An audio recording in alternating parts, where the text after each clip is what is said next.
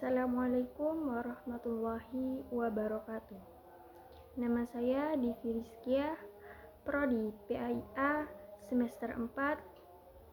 Saya akan menyelesaikan tugas mata kuliah Manajemen dan Administrasi Pendidikan yang diampu oleh Ibu Eka Salamah, MSI. Baik, selanjutnya saya akan menjelaskan isi artikel dari kelompok 1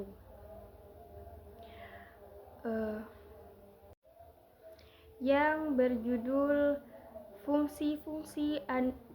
fungsi-fungsi administrasi dan manajemen pendidikan. Artikel ini membahaskan tentang pentingnya administrasi dan manajemen dalam pendidikan untuk menciptakan lembaga pendidikan yang efektif dan berkualitas. Banyak sekolah masih mengalami masalah karena adanya ketidakjelasan perbedaan antara administrasi dan manajemen, sehingga menimbulkan efisienan dan kurangnya koordinasi dalam organisasi sekolah. Oleh karena itu, artikel ini bertujuan menjelaskan fungsi-fungsi administrasi dan manajemen, serta bagaimana keduanya harus saling terintegrasi. Penelitian dalam artikel ini menggunakan metode studi kepustakaan, library atau reference, dengan pendekatan deskriptif kualitatif, yaitu dengan menganalisis berbagai buku dan jurnal yang berkaitan dengan administrasi dan manajemen pendidikan.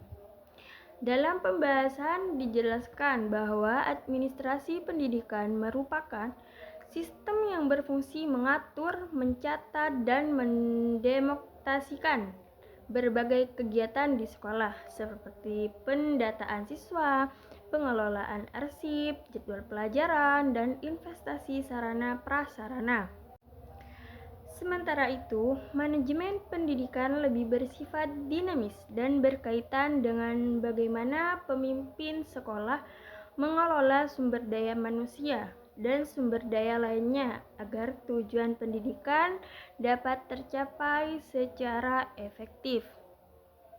Manajemen pendidikan memiliki 4 fungsi utama, yaitu dikenal dengan POC.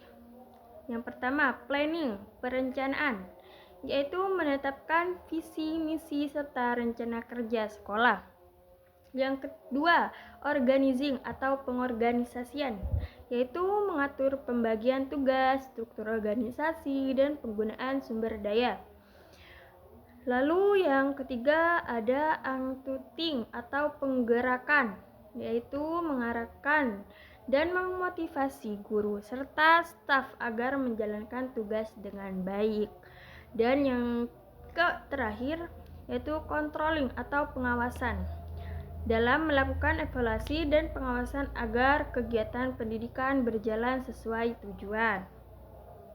Selain itu, administrasi pendidikan juga memiliki beberapa bidang garapan penting seperti administrasi kurikulum, administrasi kesiswaan, administrasi pendidikan dan tenaga kependidikan, dan administrasi sarana prasarana serta administrasi keuangan.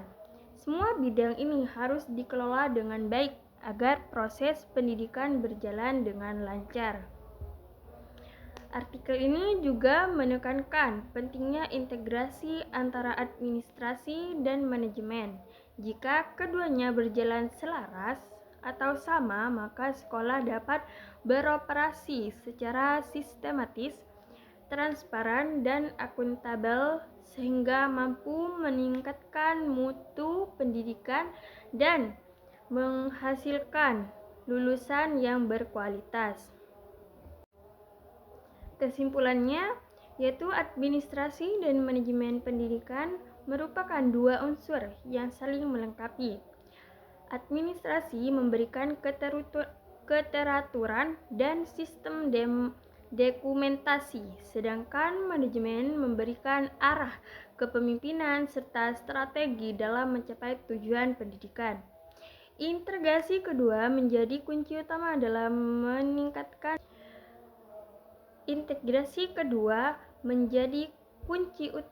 dalam meningkatkan efektivitas dan kualitas lembaga pendidikan.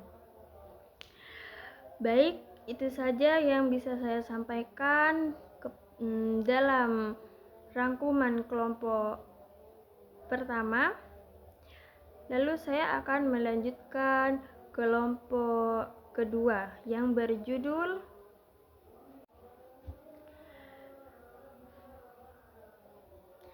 Baik, untuk kelompok 2 yaitu adalah makalah yang membahas tentang pentingnya kepemimpinan dalam bidang pendidikan. Pada dasarnya, setiap manusia memiliki potensi sebagai pemimpin, sebagaimana konsep manusia sebagai khalifah di bumi.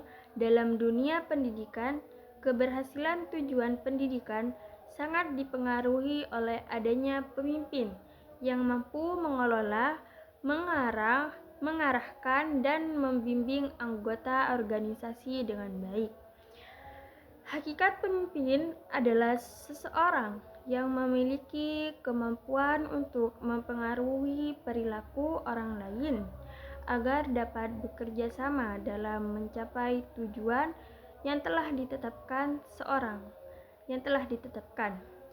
Seorang pemimpin tidak hanya memberi perintah, tapi juga membimbing negara, mengarahkan, dan menjalin hubungan yang baik dengan bawahannya, sehingga tercipta kerjasama yang efektif. Dalam pemimpinan terdapat beberapa tipe kepemimpinan. Menurut G.R. Terry, tipe kepemimpinan meliputi kepemimpinan pribadi, non-pribadi, otoriter, demokratis, dan paternalistis, dan kepemimpinan berdasarkan bakat. Selain itu, menurut Kurt Lewin, terdapat 3 tipe utama, yaitu terdapat tiga tipe utama kepemimpinan, yaitu otokratis, demokratis, dan laissez-faire. Setiap tipe memiliki karakteristik yang berbeda-beda dalam cara memimpin dan berinteraksi dengan anggota organisasi. Keberhasilan pemimpin ini juga dipengaruhi oleh beberapa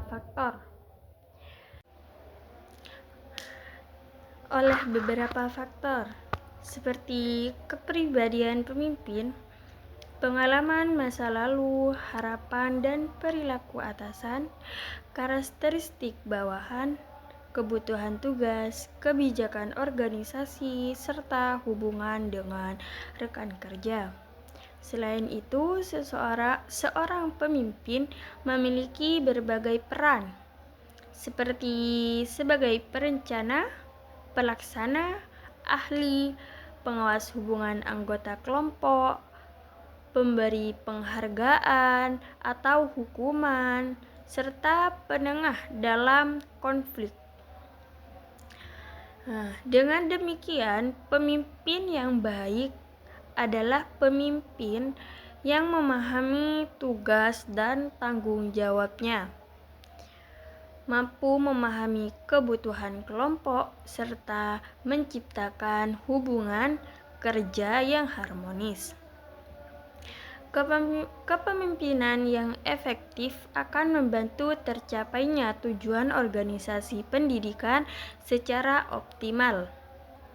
Kesimpulannya yaitu adalah kepemimpinan pendidikan adalah kemampuan seseorang untuk mempengaruhi, mengarahkan, dan membimbing orang lain agar tujuan pendidikan dapat tercapai dengan baik.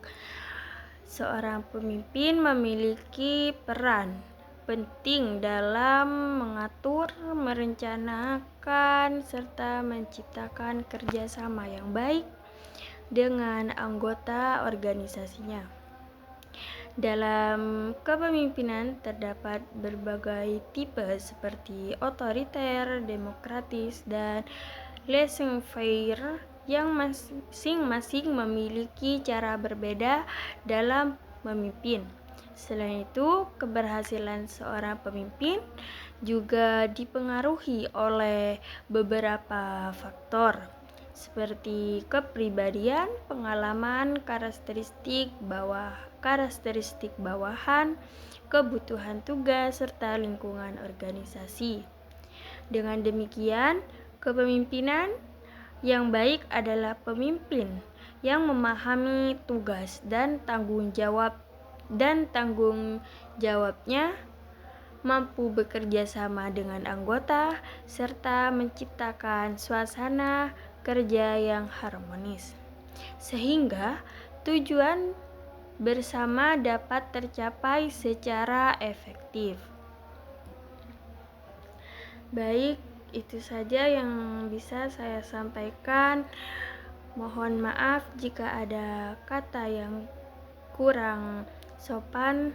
Saya mohon maaf sebesar-besarnya. Assalamualaikum warahmatullahi wabarakatuh.